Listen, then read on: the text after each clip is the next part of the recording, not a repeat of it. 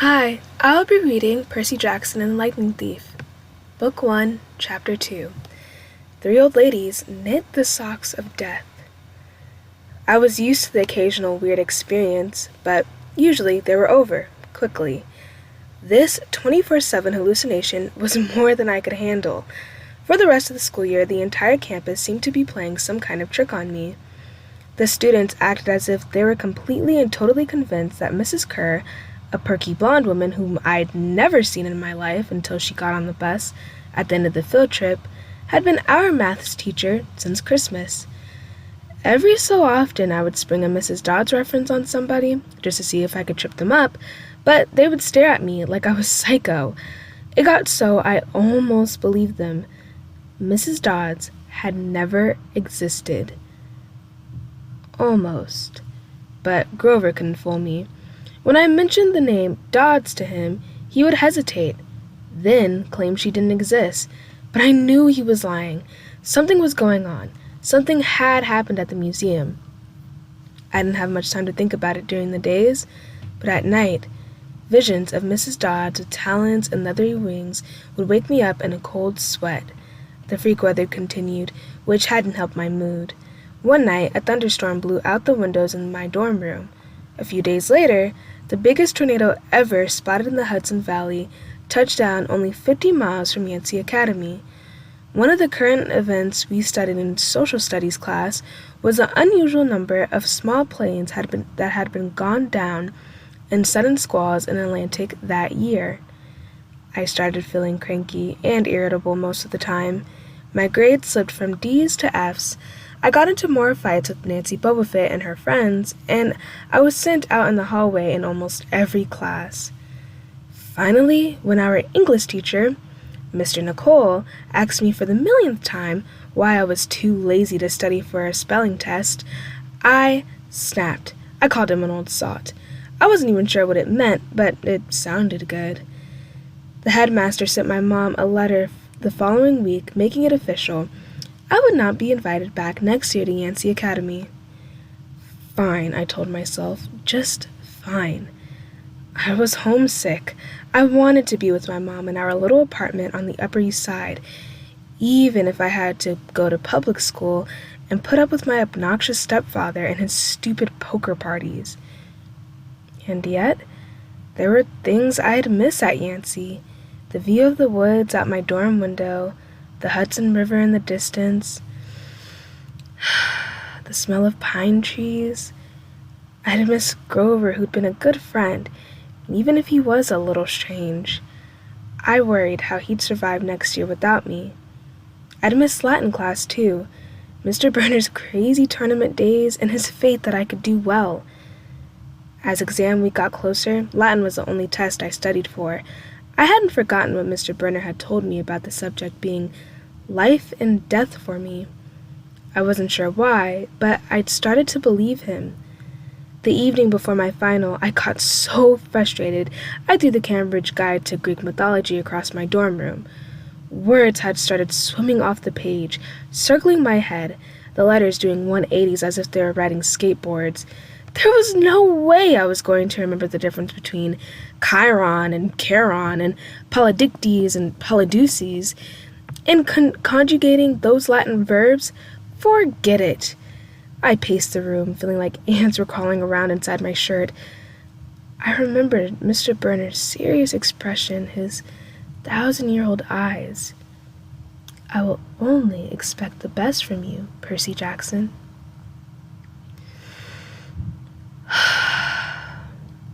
I took a deep breath. I picked up the mythology book. I'd never asked a teacher for help before. Maybe, if I talked to Mr. Berner, he could give me some pointers. At least I could apologize for the big fat F I was about to score on his exam. I didn't want to leave Yancey Academy without him thinking I hadn't tried. I walked downstairs to the faculty offices. Most of them were dark and empty, but Mr. Berner's door was ajar. Light from his window stretched across the hallway floor. I was 3 steps from the door handle when I heard voices inside the office. Mr. Berner asked a question. A voice that was definitely Grover's said, "Worried about Percy, sir." I froze. I'm not usually an eavesdropper, but I dare you to try not listening if you hear your best friend talking about you to an adult. I inched closer. "Alone? This summer?" Grover was saying. "I mean, a kindly one, in the school. Now that we know for sure, and they know too." "We would only make matters worse by rushing him," Mr. Burner said. "We need the boy to mature more." "But he may not have time. The summer solstice deadline will have to be resolved without him, Grover. Let him enjoy his ignorance when he still can." "Sir, he saw her." "His imagination," Mr. Burner insisted. "The mist over the students and staff will be enough to convince him of that."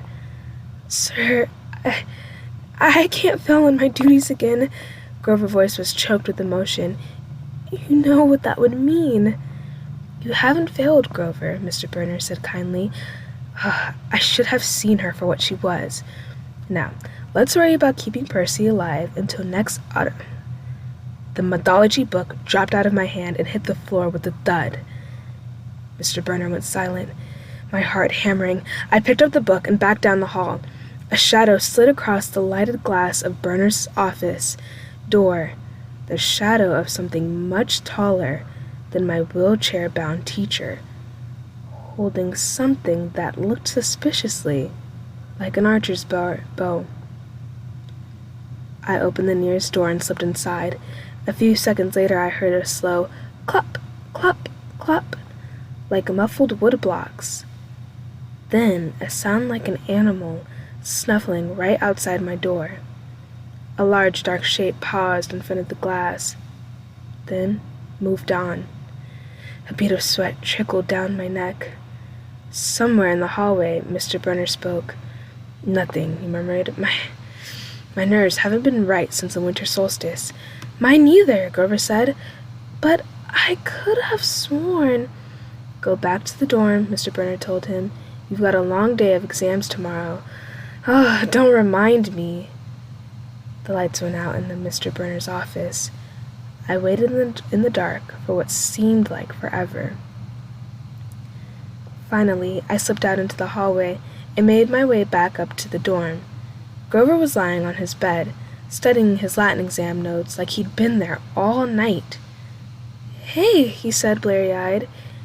You going to be ready for this test?" I didn't answer. "Gee, you look awful," he frowned. "Is everything okay?" "Just tired." I turned so he couldn't read my expression and started getting ready for bed. I didn't understand what I'd heard downstairs. I wanted to believe I'd imagined the whole thing, but one thing was clear. Grover and Mr. Burner were talking about me behind my back. They thought I was in some kind of danger. The next afternoon, as I was leaving the 3-hour Latin exam, my eyes swimming with all the Greek and Roman names I'd misspelled, Mr. Burner called me back inside. For a moment, I was worried he'd found out about my eavesdropping the night before, but that didn't seem to be the problem. "Percy," he said, Don't be discouraged about leaving Yancey. It's for the best." His tone was kind, but the words still embarrassed me.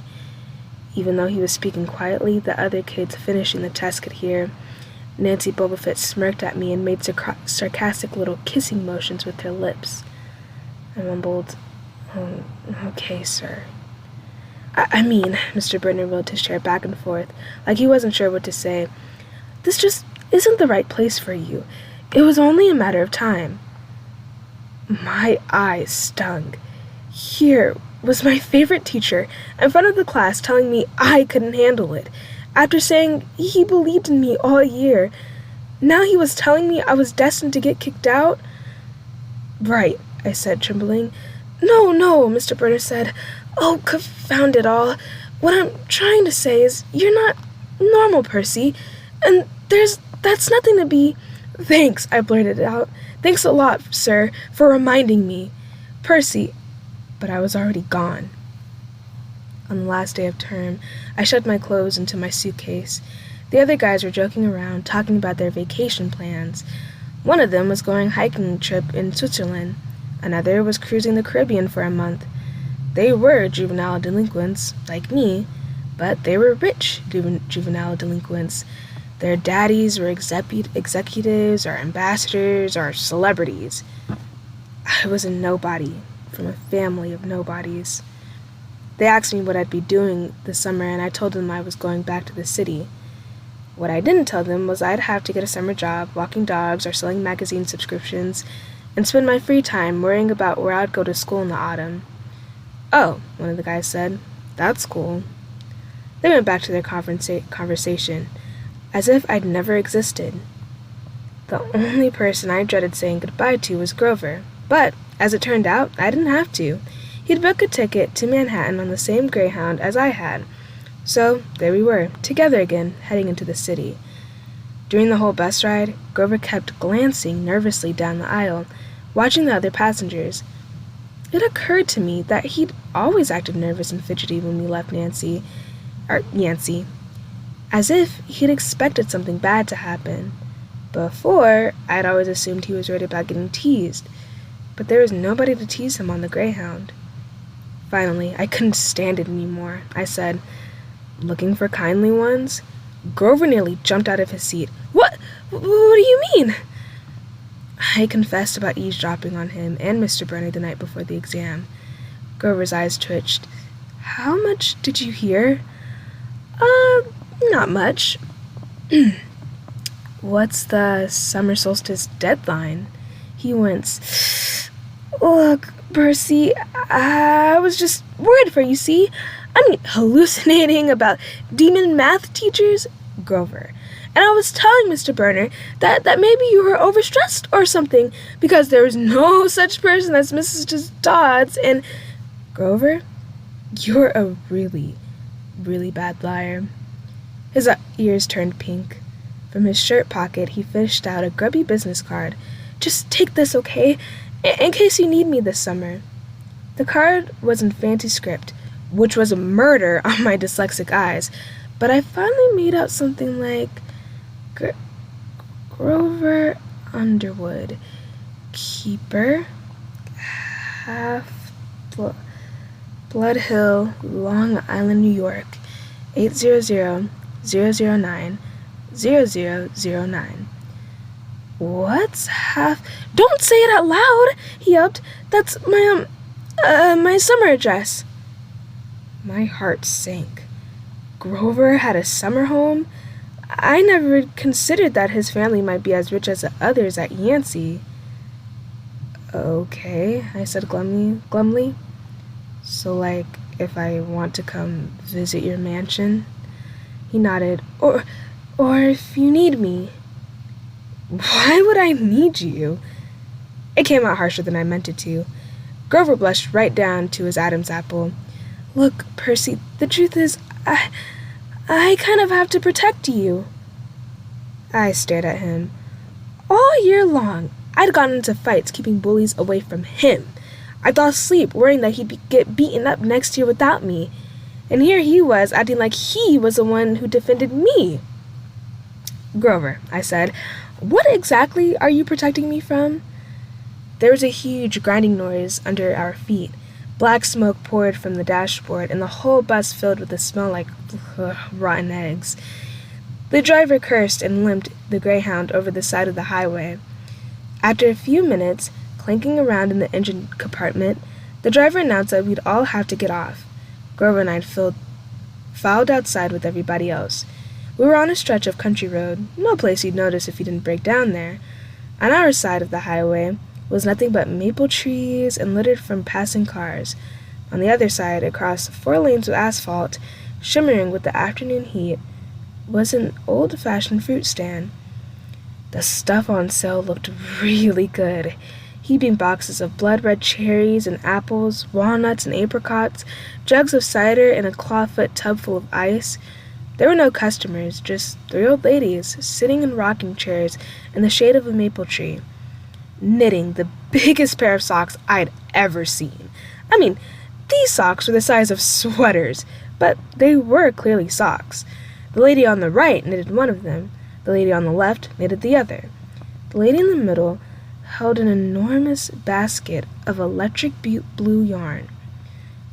All the three women looked ancient, with pale faces, wrinkled like fruit leather, silver hair tied back in white bandanas, bony arms sticking out of their bleached cotton dresses. The weirdest thing was, they seemed to be looking right at me. I looked over at Grover to say something about this, and saw that the blood had drained from his face. His nose was twitching. "Grover," I said, "hey man, tell me they're not looking at you." "They are, aren't they?" "Yeah, weird, huh? You think those socks would fit me?" "Not funny, Percy. Not funny at all." The old lady in the middle took out a huge pair of scissors, gold and silver, long-bladed like shears. I heard Grover catch his breath.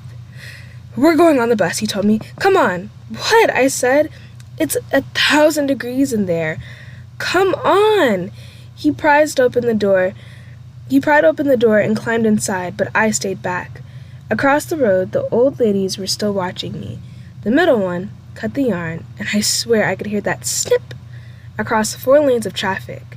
Her 2 friends balled up the electric blue socks, leaving me wondering who they could possibly be for. Sasquatch or Godzilla? At the rear of the bus, the driver wrenched a big chunk of smoke metal out of the engine compartment. The bus shuddered, and the engine roared back to life. The passengers cheered. "Darn right," yelled the driver. He slapped the bus with his hat. "Everybody back on board." Once we got going, I started feeling feverish, as if I'd caught the flu. Grover didn't look much better. He was shivering, and his teeth were chattering. "Grover, yeah? What are you not telling me?" He dabbed his forehead with his shirt sleeve. "Percy, what did you see back there? At the fruit stand?" "You mean the old ladies? What about them, man? They're not like Mrs. Dodds, are they?"